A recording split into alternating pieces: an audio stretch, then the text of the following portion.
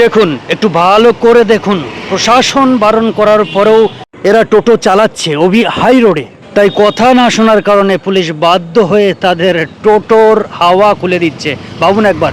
কিন্তু দেখুন, কথা হলো সেটা নয়, কথা হলো কি যে প্রশাসন চাইছে একটা সুন্দর নিয়ম শৃঙ্খলা গড়ে তুলতে। কোন রোডে টোটো চালানো যাবে বা যাবে না, বা কটা টোটো চলছে, বা যেখানে সেখানে টোটো দাঁড়ানো বা চালানো যাবে না, এই সমস্ত একটা সিস্টেমে নিয়ে আসতে চাইছে।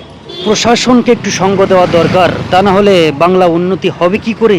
যেখানে উত্তরপ্রদেশে জাপান সিটি তৈরি হচ্ছে, সেখানে আমাদের বাংলা কেন নয়? দেখুন, পরিবহন মন্ত্রীর চিন্তা ভাবনাগুলো কিন্তু খারাপ নয়। সে কি বললো আগে শুনুন। দেখুন, টোটোওয়ালাদের জন্য সে কি ব্যবস্থা করতে চলেছে, আগে শুনুন তার কথা, এবং ভিডিওটা প্রচুর শেয়ার করুন।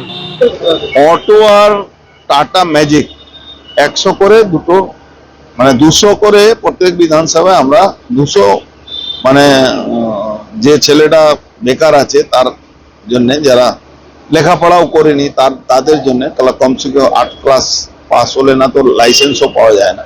তো সেটা হলে আমরা দেব, যাতে কিছু মানুষের রোজগার আমরা